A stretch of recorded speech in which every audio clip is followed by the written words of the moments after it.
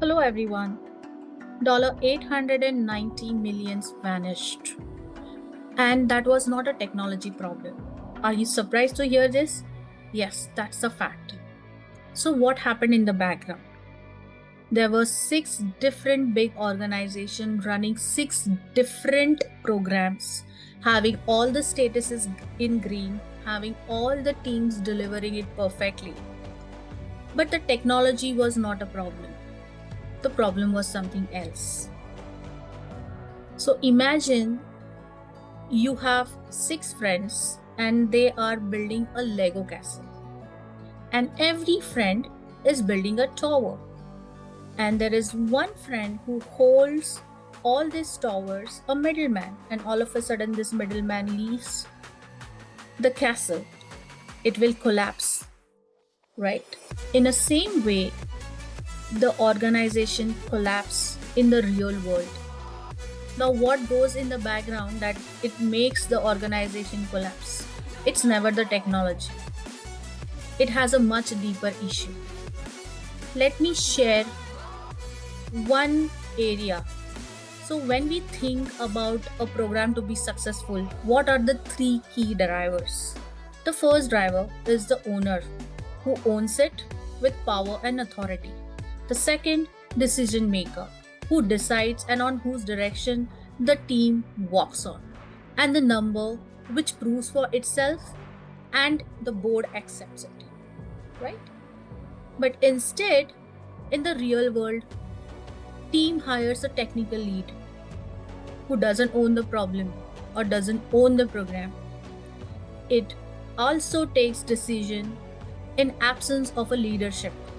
It also takes the direction and not able to deliver a dime to the board members.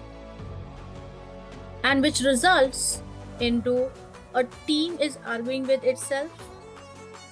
The architects have a plan, the engineering team have different plan. And every board quietly stops caring. And everyone wonders what is going on. There is a painful story that I want to share. So there is this CTO who is reporting to CEO, and there is this brilliant architect who reports to CTO. Now, everything goes strong, the program is in execution, and one fine day, this CTO leaves. When the CTO leaves, the organization is still going on. A new CTO joins in, but this CTO is not able to cope up. This CTO is not able to absorb. And the team who is still fighting with what to deliver in terms of number, they deliver documents, they deliver statuses, which it gets diluted in the board members' meeting room. And that's a big impact.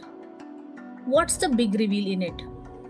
The company never had a technology problem. It had a governance and a ownership problem. So how to solve this? In order to have a governance, the governance needs to be set up in the beginning of any program. The ownership has to be given to a person who is one level less, that is a CTO, not to a technical lead. The decision should be driven with the CTO's direction, not with the technical team. And the number one who owns it carries to the board member, not the documents and the statuses. It's that simple. And the solution towards it, it is always a owner who is at the right place at the right time, delivering the right numbers to the board team. It's never about the technology, it is always about the ownership. It's always about driving the right number, having the certain task which will yield the outcome, which will yield the value for the teams. And the value it creates is the ownership. The impact it makes is significant, faster, and the decisions are much at a speeder rate. The result is less of waste, less of arguing, and the teams which were failing by 18 months, let's say 6 program out of 4, They started walking on the new ownership and the governance. They were winning and not failing, which was the previous case. And they were able to withhold and withstand. That's the success story.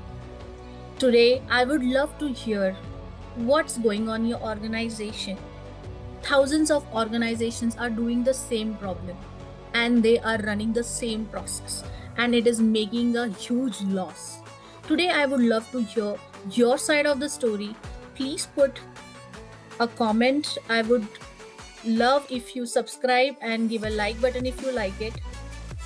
And have a wonderful day ahead. Thank you.